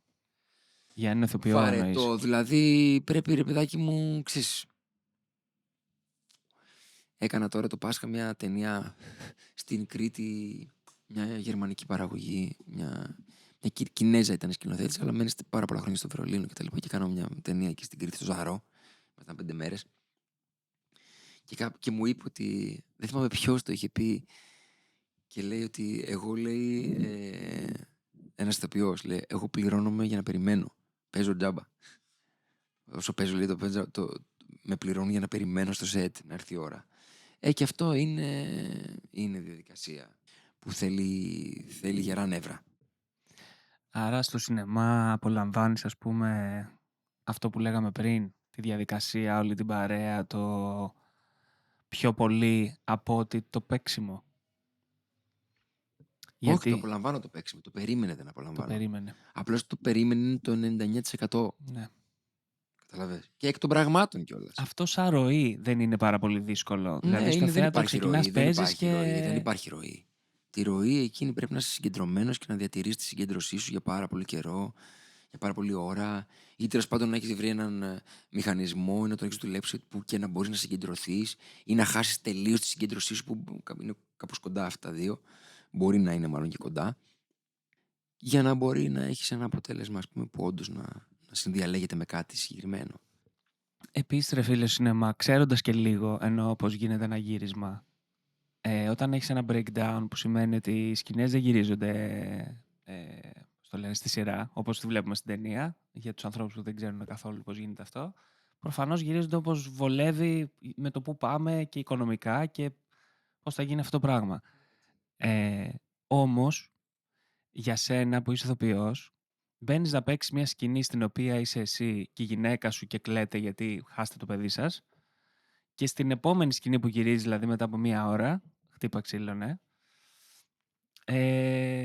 παίζεις πολύ πιο πριν από αυτό που βλέπουμε, που μπαίνεις σε ένα μαγαζί, είναι όλα καλά, δεν έχει γίνει τίποτα ακόμα και παίρνεις καφέ και κάνεις χαβαλέ. Αυτό το πράγμα την ίδια μέρα, πώς τεχνικά ή τέλος πάντων ψυχολογικά, ή πώς έρχεσαι και το κάνεις αυτό και μετά από μισή ώρα κάνεις το άλλο και μετά ξαναγυρνάς αυτό ψυχολογικά, ρε παιδί μου, πώς γίνεται αυτό? Αυτό γίνεται, φαντάζομαι, με διάφορους τρόπους. Αυτό που πρέπει εσύ να έχεις σε λειτουργία και να είσαι σε επαφή μαζί του είναι η φαντασία σου, η συγκέντρωσή σου και αυτό που είπαμε πριν, πώς προστατεύεις. Πώς δηλαδή, πώς κρατάς κάτι μέσα σου και το προσέχεις και το καλλιεργείς και δεν το εκθέτεις. Προστατεύεις έναν χώρο μέσα σου, τον οποίο μπορείς να τον επισκέπτεσαι εκείνη τη στιγμή και που εκεί πέρα μέσα μπορείς να μιλήσεις με μεγάλα πράγματα που σε ξεπερνούν κατά πολύ. Όπως, ας πούμε, αυτό που είπες, ο χαμός ενός παιδιού ή ενός κάποιου, ή ένας χωρισμός ή ένα θλιβερό γεγονός, είναι ένα πολύ χαρμόσυνο γεγονός ή κάτι που έχει ένα βάρος, ας πούμε, ένα ειδικό βάρος. Πρέπει λοιπόν να μπορείς να επισκέπτεσαι μέσα σου μια περιοχή κατά την οποία, η οποία να είναι ικανή, ας πούμε, να σου μεγαλώσει τη φαντασία και να σε κάνει να είσαι ενώπιον των ματιών ή εν προκειμένου της κάμερας, να είσαι σε επαφή με αυτή σου την περιοχή που αναβλύζει από πράγματα και είναι και απρόβλεπτες ίσως οι αντιδράσεις και μακάρι να μπαίνεις και εκεί πέρα μέσα και να μην ξέρεις τι θα γίνει, ας πούμε, όπως είναι στη ζωή, που ξαφνικά, ας πούμε, κάτι γίνεται και όλα είναι εκεί και αντιδράσεις αυτό που λέμε, ας πούμε, φυσικά, αλλά το κάνεις με έναν τρόπο άλλο στο σινεμά και να μπορείς να έχεις αυτή την ψυχραιμία μέσα σου, να γίνονται όλες αυτές οι εκρήξεις από τα συναισθήματα και εσύ να είσαι ψύχρεμος και να εκτελείς αυτό το πράγμα ενώπιον της κάμερας και του συμπαίκτη σου, ας πούμε. Αυτό, ας πούμε, μου φαίνεται πολύ πιο δύσκολο, με την έννοια του ότι φαντάζομαι ότι σε μια θεατρική παράσταση βγαίνεις και οριακά μπορεί να ξεχάσεις ότι υπάρχει κόσμος από κάτω, γιατί έχεις μπει σε μια ροή και συμβαίνει αυτό το πράγμα και ακολουθείς αυτό που έχεις χτίσει και είσαι στο χώρο που συζητάς ότι έχεις βρει μέσα σου. Τώρα εκεί που γράφεται και στην πέτρα, ας πούμε, δεν είναι το θέατρο, παίζεις και αύριο είναι μια παράσταση, μπορεί να πήγε καλά, μπορεί οτιδήποτε, αύριο το ξαναπαίζεις. Και μετά τελειώνει και τελειώνει. Αυτό γράφεται στην πέτρα και το παίζουν σε όλα τα σινάμα του κόσμου, ανάλογα ποιος είσαι, ή της Αθήνας ή οτιδήποτε. Μου φαίνεται πολύ πιο ακραίο, πολύ πιο δύσκολο σαν διαδικασία του ηθοποιού να βρει αυτό το χώρο και ξέροντας ότι ταυτόχρονα εκείνη την ώρα που εσύ παίζεις γίνεται το cut και μετά έρχομαι εγώ που μου βοηθάει ο σκηνοθέτη και σου λέω έλα ρε, θα κάνουμε τίποτα το βράδυ και ξαφνικά παίζει ένα άλλο χαβαλέ και μια άλλη φάση, ας πούμε. Κοίταξε, άμα παίξει αυτό το χαβαλέ και αυτή η άλλη φάση, ας πούμε, σίγουρα κάτι έχει χαθεί στο γύρισμα. Δηλαδή δεν είναι όλες οι φάσεις για χαβαλέ και για φάση. Ενώ και ένας άνθρωπος ο οποίος μπορεί να έρθει ή να είναι συντονισμένος στο πάμε για τη χαβαλέ και τη φάση, μου φαίνεται σχεδόν βέβαιο ότι δεν θα βρει κάτι. Δεν θα βρει. Βέβαια, δεν ξέρω. Αναλόγως και πώς είναι ο καθένας, έτσι. Για μένα, μιλώντας, νομίζω ότι άμα είμαι πιο πολύ συντονισμένος, τι θα γίνει μετά και τι μπύρες θα πιούμε και πού θα πάμε. Και εκείνη τη στιγμή, ας πούμε, είμαι λιγότερο στη στιγμή και σε αυτό το πράγμα που είναι φυσικό να είμαι πιο φτωχός. Όχι ότι είσαι λιγότερο στη στιγμή, αλλά εσύ είσαι full στη στιγμή. Αλλά έρχομαι εγώ, ο τάδε. Ναι, ο τάδε τρώει μια φάπα. Αυτό. Και λες ότι, φίλε, ξέρεις. Άσε με λίγο. Μπορεί να μην είναι σωματική η φάπα, μάλλον καλύτερα να μην είναι σωματική η φάπα, αλλά του λες τι να σου πω, ρε φίλε, εγώ δουλεύω τώρα εδώ. Δεν πας λίγο πιο εκεί. Και όταν τελειώσουν όλα, άμα είμαστε και οι δύο τέτοιο, πάμε να κάνουμε ό,τι θες. Αλλά τώρα δουλεύω. Ναι. Δύσκολο. Και πρέπει αυτός που ασχολείται με το σινεμά, σε όποιο πόστο και να είναι, από το βοηθό παραγωγής μέχρι το σκηνοθέτη ή το παραγωγό, αν είναι, ας πούμε, στο σετ, να το ξέρει αυτό. Ναι. Οφείλει να το γνωρίζει και να το καταλαβαίνει. Όχι, δεν είναι καθόλου αυτονόητο. Ναι. Πρέπει να το καταλαβαίνει αυτό το πράγμα. Πρέπει να καταλαβαίνει ότι, να σου πω, εδώ υπάρχει μια ομαδική εργασία, κατά την οποία, ας πούμε, λαμβάνουν μέρος 50 άτομα, αλλά τα 49 είναι πίσω από την κάμερα και ένας είναι μπροστά. Ναι. Οπότε αυτοί οι 49 οφείλουν, από τη στιγμή που δουλεύουν στο σινεμά, να καταλαβαίνουν, ή άμα δεν καταλαβαίνουν, οφείλουν τουλάχιστον να σέβονται αυτό που κάνει αυτός που είναι μπροστά από την κάμερα. Έτσι. Γιατί στην πολύ τελική αυτός το κάνει. Ναι. Όλοι ίσοι είμαστε. Ενώ ρε παιδάκι μου, όλοι είναι ίσοι. Εννοώ ότι με την έννοια ότι σαν άνθρωποι όλοι χρειαζόμαστε για να γίνει το γύρισμα. Όλοι χρειαζόμαστε, από το πρώτο μέχρι το τελευταίο, όχι ιεραρχικά, από όλα τα πόστα. Είναι τόσο σημαντικά, είναι εξίσου σημαντικά. Αλλά είναι διαφορετικό να είσαι μπροστά και διαφορετικό να είσαι από πίσω. Όπως και κατ' επέκταση και ο ηθοποιός οφείλει να γνωρίζει ποιες είναι οι δυσκολίες που αντιμετωπίζουν οι άλλοι άνθρωποι πίσω από την κάμερα. Δεν είναι λίγες. Είναι τρομακτικές δυσκολίες και πάρα πολλά πόστα έχουν τρομακτικές απαιτήσεις. Που πρέπει, ας πούμε, και ο άλλος και να μην το καταλαβαίνει και ο ηθοποιός από τη μεριά του να το σέβεται αυτό το πράγμα. Ναι, τώρα σε αυτήν την ερώτηση που είπες, ναι, είναι τρομερά δύσκολο. Απλώς υπάρχει και κάτι που. Τι να κάνει, υπάρχει και κάτι που είναι τυχαίο και που έχει χώρο σε ένα γύρισμα, το τυχαίο. Μια φοβερή ερμηνεία στο σινεμά ή μια καλή ερμηνεία μπορεί και να τύχει. Έχει σημασία αυτό. Στο θέατρο είναι δυσκολότερο να τύχει. Έχεις ένα παράδειγμα? Έχω παράδειγμα εγώ από τη δική μου εμπειρία και από τους ανθρώπους που βλέπω, ρε παιδί μου, και που συναναστρέφομαι και που βλέπω την πορεία τους, ας πούμε, σε αυτό το επάγγελμα. Είναι λίγο κάπως στο σινεμά, ρε παιδί μου, ένας άνθρωπος που έχει κάνει θέατρο. Κάτι θα βρει, κάπως θα πατήσει, κάπως θα στέκει, κάπως θα ισχύει πιο πολύ από έναν άνθρωπο, ας πούμε, που κάνει σινεμά και πάει να κάνει θέατρο. Κατάλαβες τι είπα? Για κάποιο λόγο. Το θέατρο είναι πολύ μεγάλη τέχνη. Όχι ότι δεν είναι το σινεμά, απλώς το θέατρο είναι κάτι, τι να πω, είναι τρομερό, είναι θηριώδες, είναι τεράστιο πράγμα το θέατρο. Το σινεμά είναι πιο ψυχεδελικό. Έχει κάτι που είναι πιο ταξιδιάρικο, ας πούμε, μπορεί να είναι πολύ μαγικό. Ναι. Το θέατρο όμως, η σκηνή, απαιτεί τόσα πράγματα, ας πούμε. Δηλαδή μια ερμηνεία, ας πούμε, βλέπεις, ας πούμε, και βλέπεις μη ηθοποιούς στο σινεμά που είναι εκπληκτικοί. Λες τι φοβερό. Και έχει να κάνει πάρα πολύ, ας πούμε, με το φωτογράφο και το σκηνοθέτη αυτό. Ότι θα εχμαλωτήσουν μια στιγμή, μια αντίδραση, κάτι που... Στο θέατρο είσαι γυμνός, αυτό που έλεγες πριν. Στο θέατρο δεν έχει τέτοια. Δεν κλέβεται. Δεν έχει τέτοια στο θέατρο, όχι.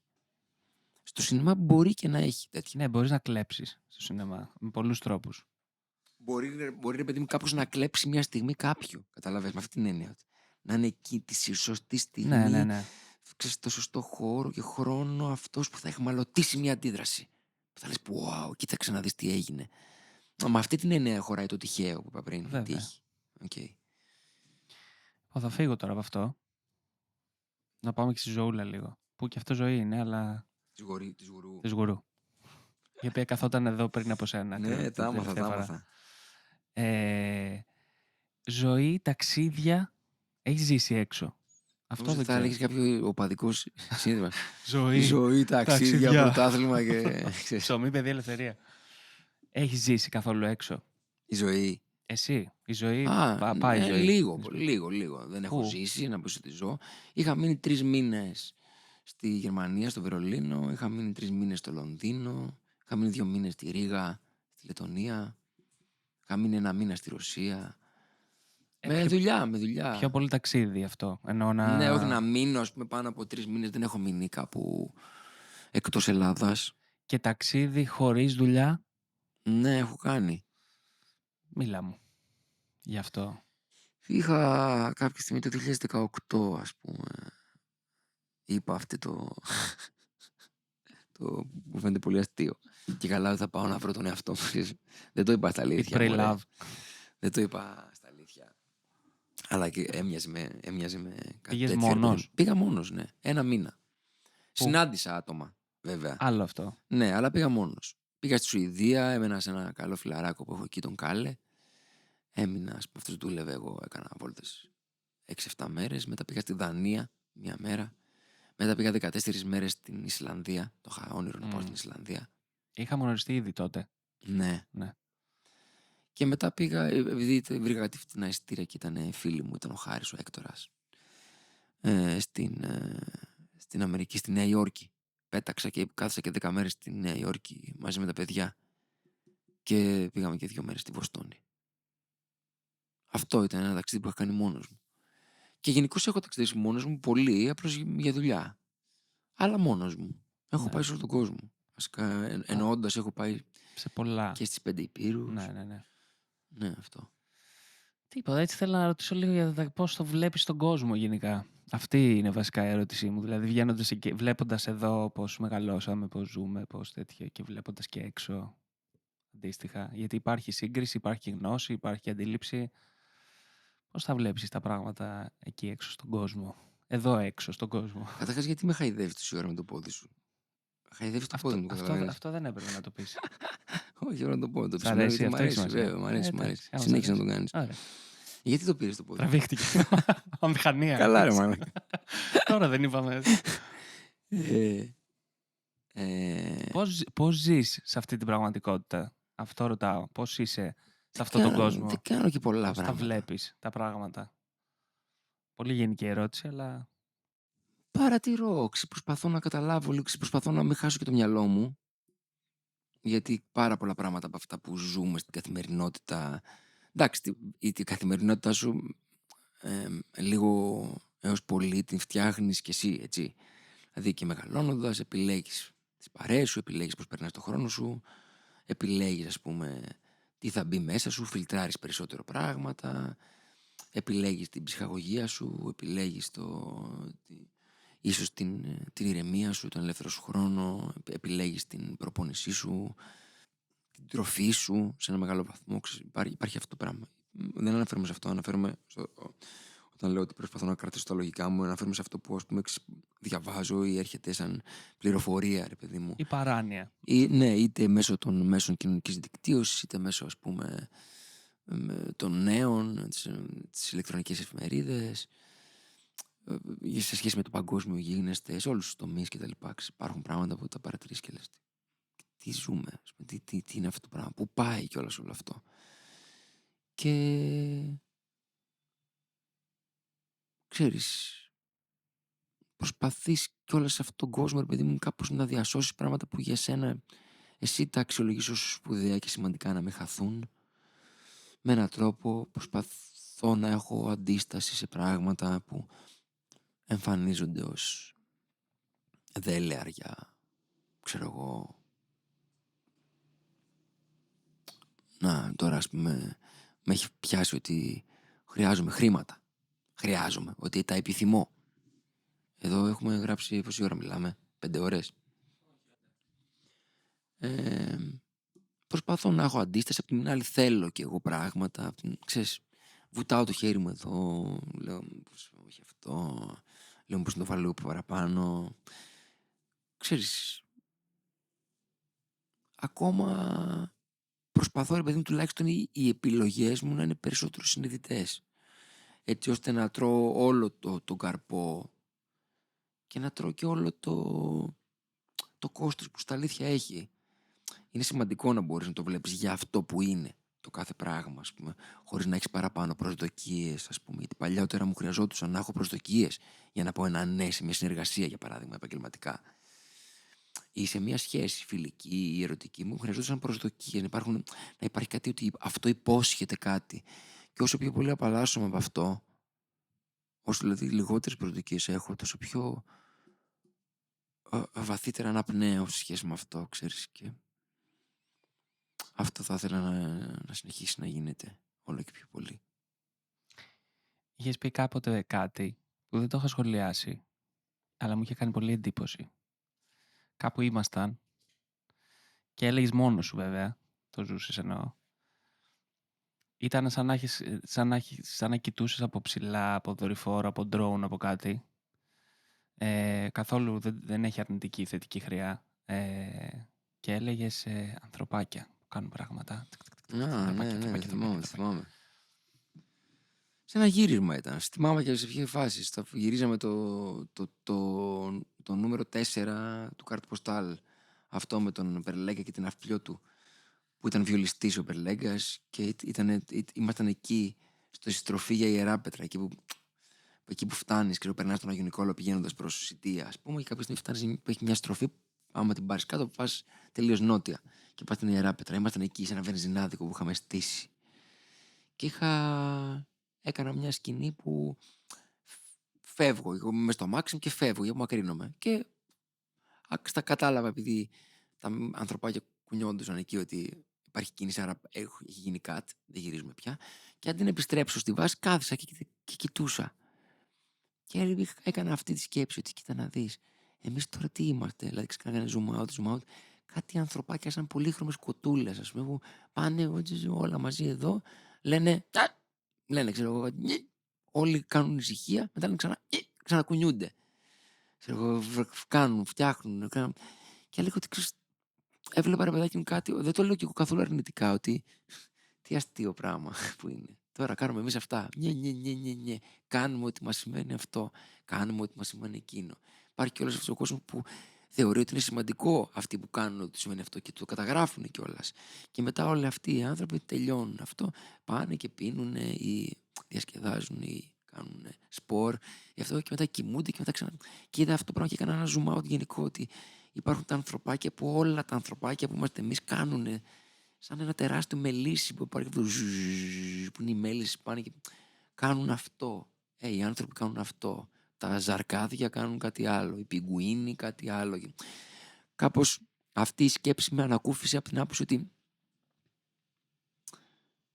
Πώς να το πω. Κάπως ναι, οκ, όντως ρε παιδί μου, κοίτα να δεις, η γη γυρίζει. Και εμείς μαζί της, ξέρεις, κάπως. Μια τέτοια Κάπως σκέψη. όλο μαζί. Ναι, μια τέτοια σκέψη ήταν. Εμένα αυτό, ας πούμε, είναι βασικό. Για το τίποτα, έτσι, για το τίποτα. Ενώ για το τίποτα, όπως για το τίποτα είναι και η ζωή. Και είναι και Ναι. για τα πάντα. Ενώ κατάλαβες που σε μερικά χρόνια δεν θα έχει μείνει τίποτα από εμάς.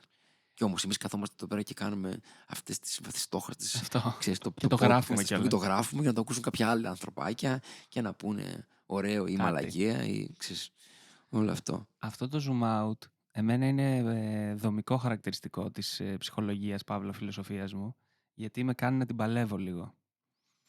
Δηλαδή, όταν είσαι βαθιά μέσα στο εδώ που καθόμαστε και στο τι γίνεται απέναντι στο παράθυρο και έξω και που είναι η παράνοια που λέγαμε πριν, εγώ για χρόνια, ας πούμε, ζοριζόμουν πάρα πολύ γιατί όλα αυτά τα είχα στο κεφάλι μου πάρα πολύ έντονα και μάλιστα όταν έχεις δει και άλλα πράγματα στον υπόλοιπο κόσμο, συνδέεσαι και βιωματικά με αυτά τα πράγματα. Άρα δεν είναι μια πληροφορία που ήρθε από την τηλεόραση και την ξεχνάμε μετά από λίγο. Και κάπως αυτό το zoom out με βοηθάει να την παλεύω. Ότι αυτό, μια μπαλίτσα και γίνονται πραγματάκια.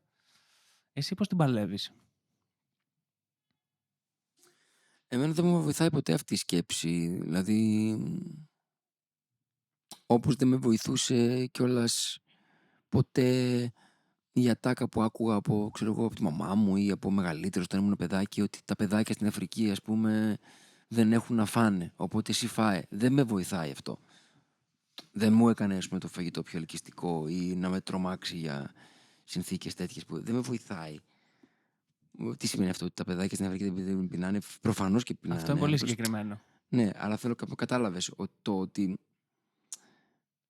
είναι συγκεκριμένο, αλλά είναι και εγώ την καταλαβαίνω συγκεκριμένη και την τεχνική κατά την οποία ένας άνθρωπος λέει, ρε παιδάκι μου, σε ένα πολύ μεγάλο zoom out δεν είμαστε τίποτα, ας πούμε, και ότι ξέρεις, εντάξει, είμαστε μια κουκίδα μπλε σε ένα ηλιακό σύστημα, σε ένα γαλαξία, σε ένα σύμπαν, σε ένα. Οπότε, Klein mind που λένε και οι Θεσσαλονικείς. Δεν με βοηθάει, δεν το σκεφτόμαι ποτέ, δεν μπορώ να το σκεφτώ εγώ έτσι, δεν με βοηθάει αυτό για να την παλέψω. Και ίσα-ίσα νομίζω ότι στη δική μου περίπτωση αυτό θα το μετέφραζα ως στρουθοκαμιλισμό, ας πούμε, σε κάτι που θα έπρεπε εγώ να αντιμετωπίσω. Ότι δεν πάει έτσι. Μέσα από το πράγμα θα βρω, όσο σκληρό και να είναι, ό,τι και να είναι, από τη στιγμή που μου συμβαίνει φίλε, και πρέπει να πάω εκεί. Το οποίο μπορεί και να είναι και αυτομαστιγωτικό σε φάσεις. Παρ' όλα αυτά εγώ αυτό καταλαβαίνω και κατ' επέκταση αυτό και κάνω. Μόνο το zoom out μπορεί να είναι και κοινικό, ενώ μόνο το zoom out δεν έχει νόημα, γιατί λες δεν έχει νόημα τίποτα. Αλλά όντως, ενώ... Πολλές φορές βέβαια, για να σε προλάβω, δεν ξέρω τι θα πεις, αλλά για να μην πω μόνο αυτό το πράγμα, πάρα πολλές φορές χρειάζεται να κάνω ένα πιο ψύχρεμο zoom out για να δω τη μεγαλύτερη εικόνα του πράγματος όμως. Καταλαβες? Όχι κάτι πάρα πολύ γενικό. Ότι εγώ μπορεί να έχω κολλήσει, ας πούμε, σε ένα κόμμα. Εδώ τώρα εδώ θέλει το κόμμα, αργά μότο, ή στην επόμενη πρόταση να βάλω κόμμα. Ή που να βάλω τελεία ή να βάλω θαυμαστικό. Τώρα λέω ένα παράδειγμα που μου ήρθε έτσι. Οκ. Και λες τώρα εντάξει, δες λίγο ξανά το γραπτό. Βγες λίγο και δες ότι έχει γίνει αυτό. Οκ, μπορεί να πάρω μια ανάσα. Θα επιστρέψω στο που θα βάλω το κόμμα όμως. Δεν μπορώ να το αφήσω επειδή ξέρω εγώ το γραπτό είναι καλό, λέμε τώρα. Θα πρέπει να επιστρέψω. Θα κάνω λίγο ένα zoom out για να ξαναεπιστρέψω. Δεν μπορώ να κάνω zoom out και να μείνω στο zoom out. Θα κάνω zoom out για να μου πει κάτι άλλο. Ή θα πάω πιο πολύ, ας πούμε, σε αυτό, όσο αντέχω, έτσι. Υπάρχουν άτομα που έτσι ζουν. Εγώ μπορώ να το κάνω πιο λίγο αυτό. Ναι. Άρα πώς την παλεύεις? Με τη φωνούλα στο κεφάλι σου, με την παράνοια γύρω-γύρω, με τη ζωή ως έχει και την ύπαρξη. Πώς... Εντάξει, με τις φρίκες μου καθημερινά. Δεν έχω πιάσει κανένα παπά από... Όχι πώς την παλεύεις, δεν την παλεύεις εσύ. Ενώ όντως πρακτικά, τι σε κάνει? Γι' αυτό λέω. Κοίτα, διανύω μια ωραία φάση της ζωής μου. Έχουν έρθει πολύ ευχάριστες εκπλήξεις, τις οποίες τις έχω αγκαλιάσει, που είχαν να μου συμβούν καιρό κτλ.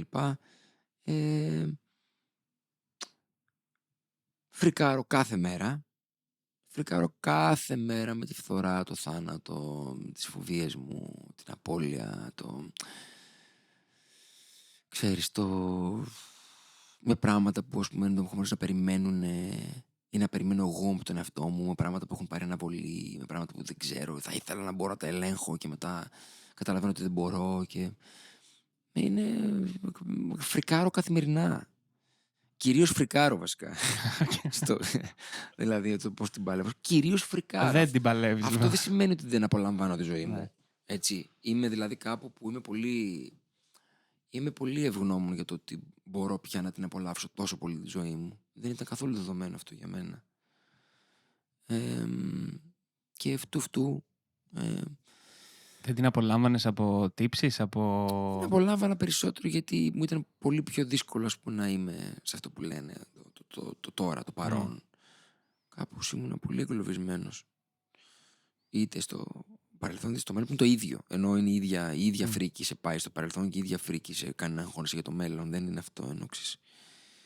Έχει σημασία το τώρα, όχι το καπιταλιστικό τώρα, η δύναμη τώρα, τι πάμε, ό,τι θες το πετυχαίνεις και μαλακία. Δεν πιστεύω σε αυτά.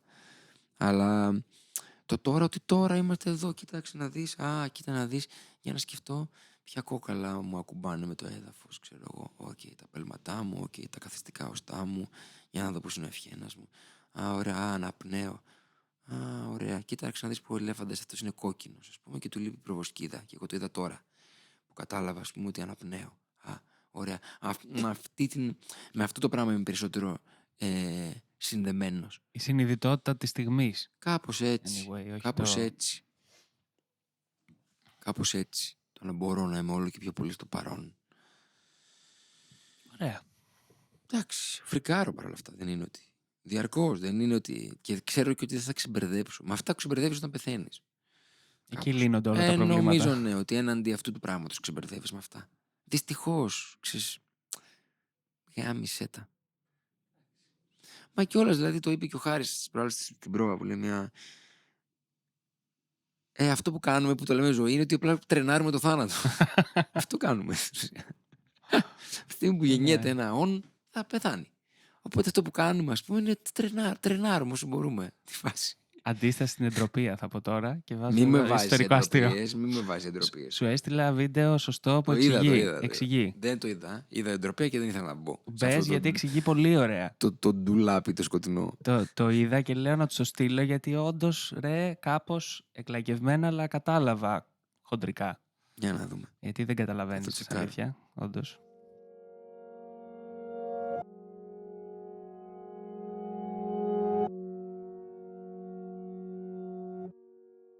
Αυτά, ξέρω εγώ. πώς είσαι? Ωραία δεν ήτανε? Πολύ. Για να δούμε. Άμα ο κόσμος αντέξει και δεν φρικάρει και το ακούσει όλο και κάνει request και για άλλο. Δεύτερο. Όχι. Sequel. Εμείς θα πούμε όχι, ευχαριστώ. Δεν κάνουμε sequel. Δεν ξέρω. Sequel θα είναι. Θα πούμε για άλλα. Καλά, δεν τελειώνει κι αυτό.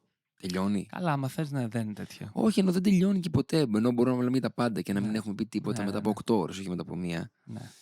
Εντάξει. Ωραία είναι. Ωραία. Ενώ ξέρεις, όταν αρχίσει και ρολάρει το πράγμα, μπορείς να μπαίνεις και πιο βαθιά. Ναι. Και σε αυτή τη μία ώρα μπορεί και κάποια δευτερόλεπτα να έχουν και αξία. Ποιος ξέρει. Εντάξει. Ευχαριστώ. Εγώ ευχαριστώ. Ευχαρίστησή μου. Εγώ γι' αυτό το κάνω. Για τον καφέ και την παρέα κυρίως. Και τα 10.000 άτομα που ξέρεις. Εγώ για απλά πράγματα το κάνω. 2,5 Για το καφέ, για την παρέα και για τα 2,5 εκατομμύρια followers. Και μιας και το είπαμε αυτό, να shout out στο χορηγό μας τις κρέμες νυχτός. Ναι, Mac. Κρέμες, φρουτόκρεμες. Αυτό. Αυτά. Ωραία. Ωραία ήταν. Άντε.